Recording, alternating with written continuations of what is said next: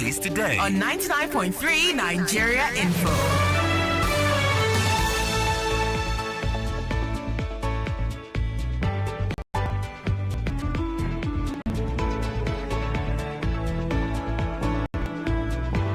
99.3 Nigeria Info. Good morning to you, Lagos. Welcome to the second part of Dailies today here on the nation's biggest talk radio. I'm Sheriff Quadry. And I'm Jimi. Disu. Good morning. Yes, let's have you know that you can watch this show as well. Yes, you can watch this show as well on Facebook and on YouTube. Nigeria Info 99.3. That's how you can watch on Facebook and on YouTube. And let's know what you think. We've got the papers here. Let's start with the Vanguard newspaper, page 8. The story reads, Abdulsalami to FG. Situation is bad. Listen to Nigerians' cries. Right. Coming from a former head of state, what he said, it really set us thinking and the government in power. And he says that this thing is going deeper and deeper. He says that everybody is crying of this hardship and it seems to be getting out of control. Excuse me, sorry, I have a call coming up. People cannot afford 3 square meals. The issue of transportation, the hike in fuel, the hike in school fees for the children, and the lack of funds in everybody's pocket is making life difficult for everybody. Abdulsalami also called on local and state and local governments to play their own roles to ameliorate the economic hardship in the country. Abdulsalami said, and I quote, "The problem at hand is everybody's problem, and this is why the 3 tiers of government should work hand in hand to cushion the effect the hardship has created." And he said on his part, he has not relented in giving useful advice on the way out, adding that he will continue with the same. Now listen to what he said. This is a former president, former head of state, as it were. He said as far as he was concerned, giving palliatives to the people was not the answer to the high prices of food and other items across the country. The answer is the need for government to flood and saturate the communities with food. So instead of picking people, giving them so-called palliative, a quarter bag or the liquor of rice and so on and so forth, flooding with food, let government buy and sell it at lesser prices so people can buy the food items of their choices, depending on their income. We have passed these recommendations to the government and we hope they will implement it. It happened in the days of the military.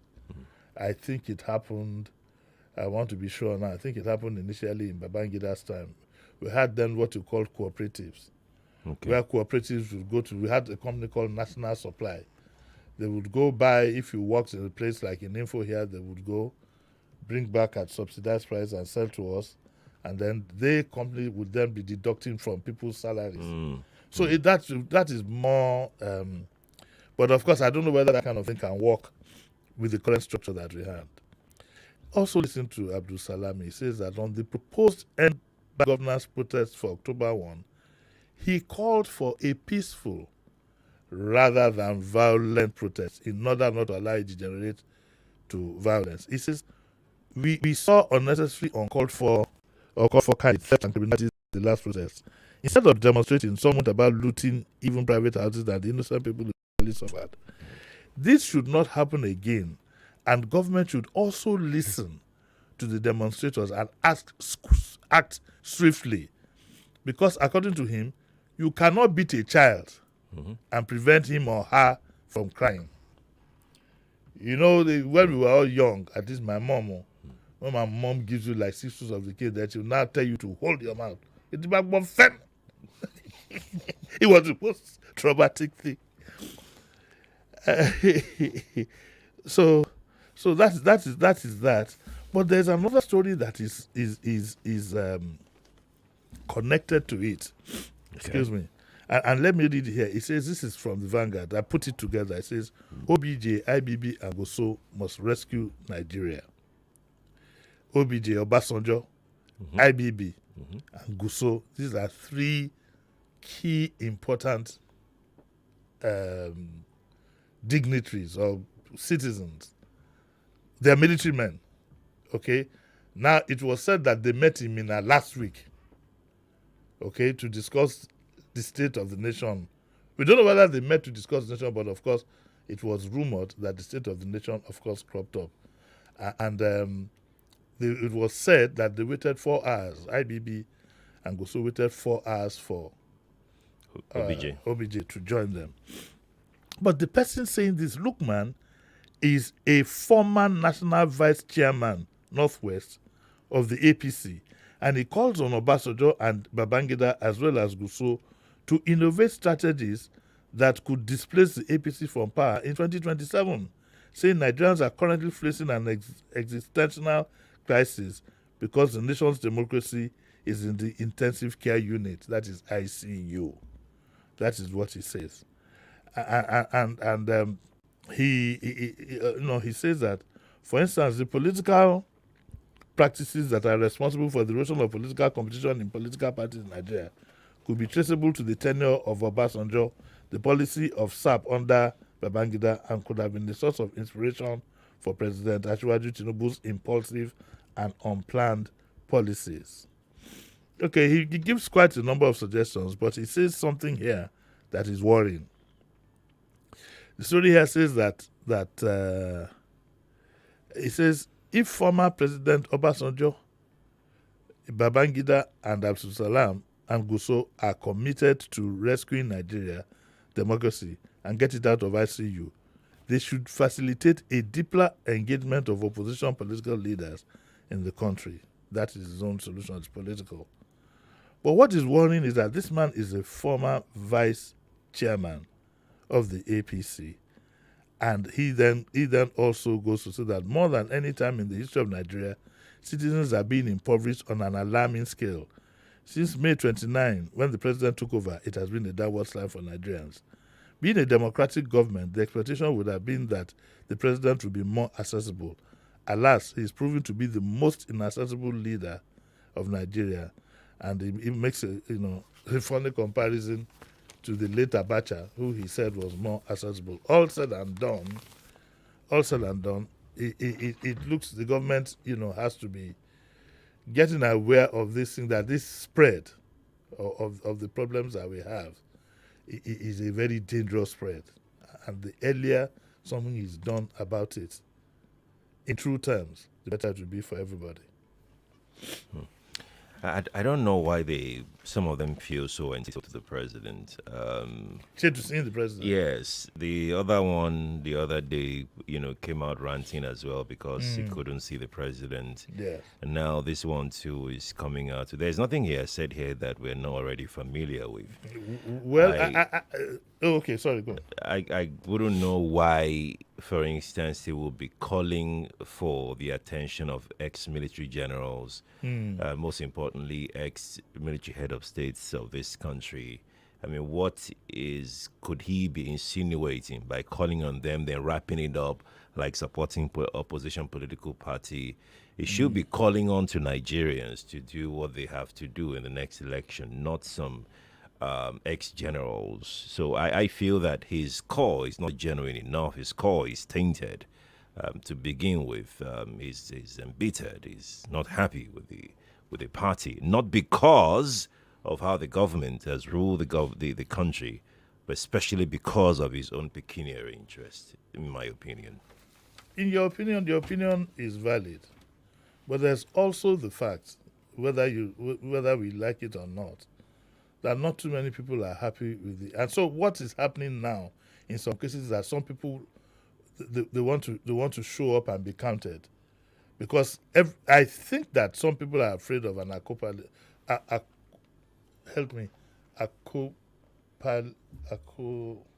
have no idea what you're trying to say. Okay, so I don't know, it's one of my moments. Anyway, and then the other, when you see the likes of Babangida and I can only say my reaction in street language and leave it as a parable. And I will have to say it in Yoruba, or then maybe translate to Pidgin English, because that's where my thoughts are. And people, you for Coca watch more lower. Coca watch more lower. What do you do? Okay, what? Okay. And when they say last card, and so they don't want to make them catch what for their hand in this game. All said and done, there is the element of self-preservation. Because I suspect that there could be a fear that if this thing rallies out of control, none of them is safe. Oh, okay. You get where I'm going. I'm speaking in parables, but I'm sure you understand. If he spirals out of control, and it jolly well might, not that we hope that it does, it jolly well might. There's a fear that if it goes on like this, then all of them, their lives are in danger. Yes, and their families. So, yes, there's an element of self-preservation. I agree with you completely. But also, in a democracy, a president must engage. I agree completely. Yes, he Yeah. must. Yeah. He must engage the good. Yeah. He must engage the bad. He must engage the ugly. What I think in political circles is like Tinubu just feels safe walking in a cocoon of his very hardcore loyalists. Do you understand? Because okay, look at the issue of the oil prices now. Who is leading the pack in all these things? Is the FIRS head that seems to be the arrowhead. Okay, so whereas ideally all this is to be done by the petroleum minister, as it were, or at least the minister of state. So I think that because it is true that some of the there are a lot of top guns in APC who have said that it's impossible for them to, but that's the way politics to see the president. That's the way politics works. You're able to see him during the elections. You're able to contact him, exchange with him. Now he gets there. These people also want some kind of reward. But I think that most importantly, for these people, is most importantly is an act of preservation. Make them not catch what for their hand. You get it? I get it. If you don't get it, then forget about it. Yes, or like Kelvin will always say, "I'm sorry, I can't help you." And let's move on to our next story quickly now. So this one is on page 5 of the Vanguard newspaper. NNPCL Dangote, fresh dispute emerges over supply volume. This conspiracy is still on. This conspiracy, and it's becoming extremely irritating. I must say that, like Rotimi Fasson says in his article in The Punch, that what the impression we were given was that with the Dangote refinery, some of us were even thinking that fuel would be about half the price. We looked at it from a naive perspective that if the government gives Dangote crude at a subsidized price, which is not bad, because there's nothing wrong in subsidy, it's the implementation. Because the subsidy in the petroleum, whatever, the implementation was you bring your claim. That is, you claim that you have imported. Yes.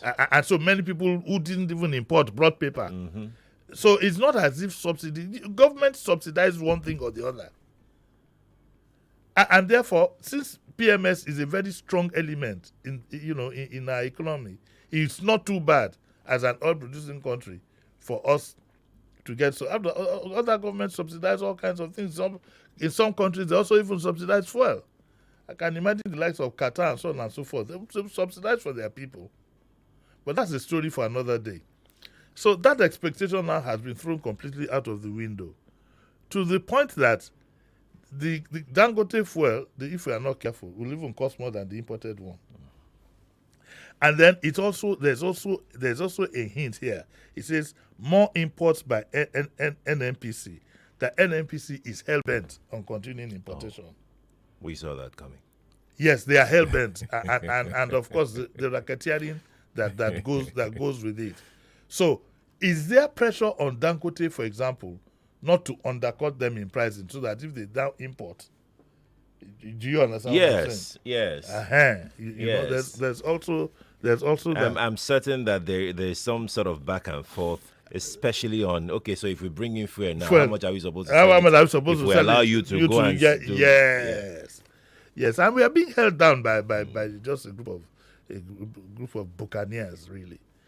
Okay, it says that now NNPC last weekend said Dangote could only deliver 16.8 million liters out of the 25 million liters it initially agreed with NNPC. But with the latest discovery figure it is disclosed, Dangote must have significantly surpassed its promised delivery as well as the national demand at over 40 million liters per day. This also means that Dangote has the capacity to make further petrol importation unnecessary. But at the background of this latest development, Vanguard learned that the importation by NNPC may have intensified with several consignments totaling over 135 million liters within 3 weeks from September 27, with the latest imports arriving on Friday. This also implies a sudden excess supply of petrol, barely a few days after the country was suffocated by acute shortage of the product. Speaking to Vanguard, the group chief branding and communications officer of Dangote, Chejina, said that we have already loaded 111 million liters of petrol and the exercise is ongoing. We are refining and have no reason not to load. So loading is ongoing and we will continue to provide the product to the market. The president should intervene. Let Dangote sell to whoever has a license to. Let him sell directly. Why must he go through an NPC? For what? Okay? And so it's a whole long story. The efforts to get an NPC to comment on the latest delivery figures from Dangote failed, as Mr. Olufemi Shoneye did not respond to questions from the Vanguard reporter. But in his earlier statement, the company has stated that 16.8 million liters were available for loading from the refinery to its filling stations, and so on and so forth. With every passing day, it becomes more of a mystery. What ordinarily would be a very simple exercise. Indeed. You go buy your fuel, you take your tank to the whatever, buy the fuel, and you go to the market. I don't know. I don't understand why we are held by the jugular by the NNPC or by some members within the NNPC. I don't understand too. And then it's a bit complex. If it wasn't for the fact that one needs to mind his language, one would have drawn some conclusions from this exercise. What would the conclusion have been? I said if not for the fact that one would mind his language. What would the conclusion have been? When I already said I want to mind my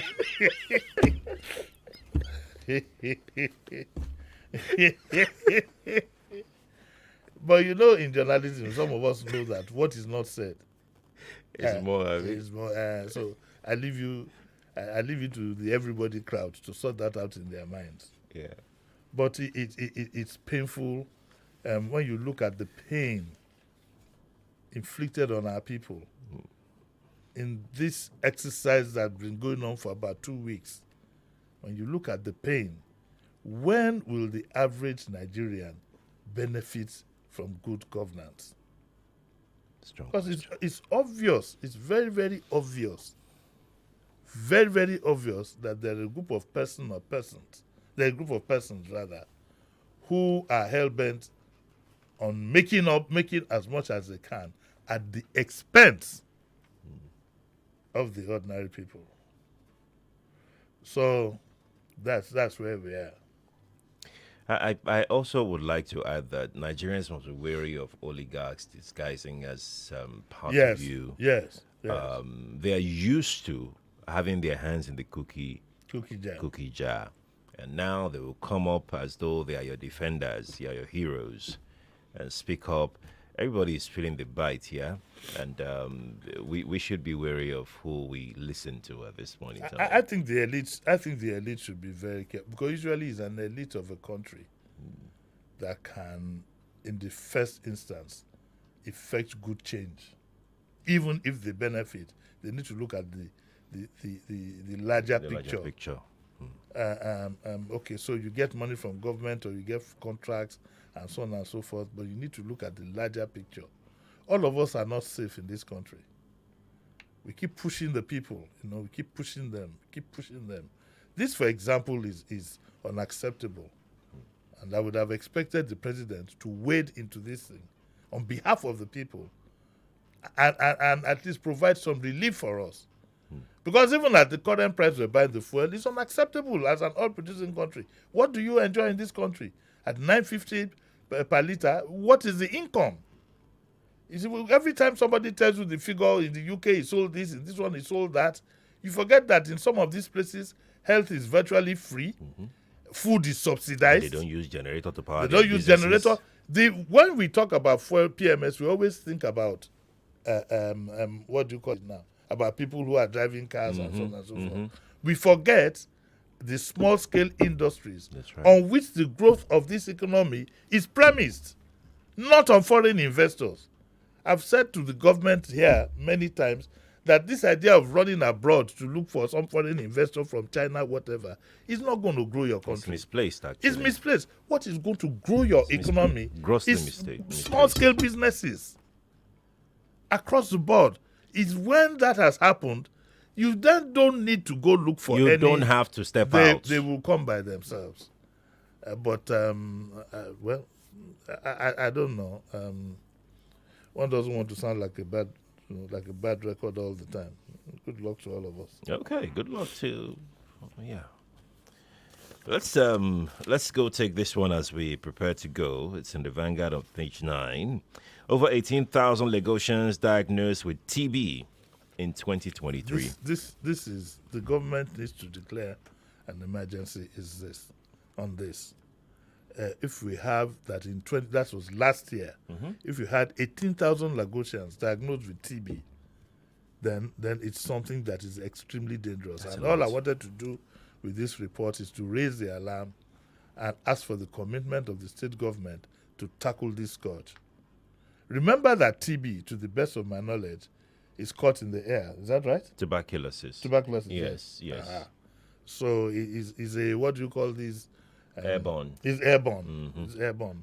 So ideally, it would not be out of place if you go to take care of yourself.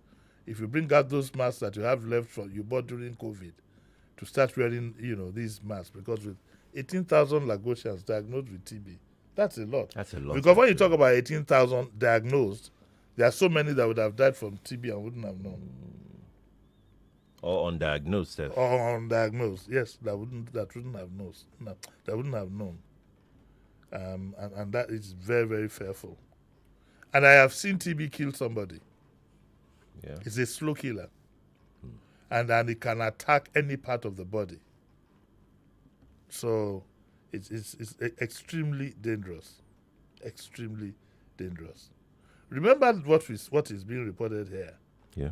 It says that despite the severe public health risk posed by tuberculosis, over 80% of the Nigerian population remains unaware of the disease's signs and symptoms, significantly hampering control efforts. I think we must get a doctor in here next week. I agree.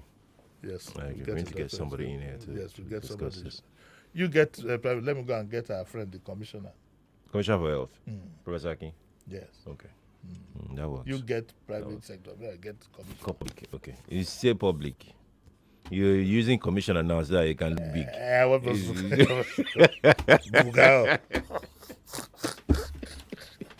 was harassing. We have to go. We must go now. Lagos, thank you for being a part of this. It's been fun. Yes. But you're back at 9. The Wednesday one. Last week's one was the reason. Yes. It's kind of reasons that we want to be hearing all the time. So, to me, it's not something that I like to miss. Yeah. Okay. All right. Devil Me is next. In fact, at this rate, I want to be doing Devil Me every day. I'm tired of this news analysis. All right. We'll leave the studio now for Kofi Badels to come back on the Morning Crossfire. Stay here, please.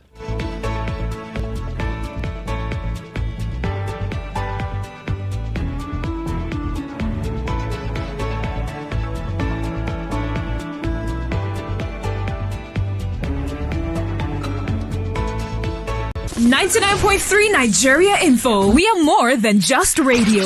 Subscribe to our YouTube channel at Nigeria Info FM. Check us out on Facebook at Nigeria Info 99.3. Follow us on Twitter at Nigeria Info FM and on Instagram at Nigeria Info FM Lagos for live updates as it happens. 99.3 Nigeria Info. Let's talk.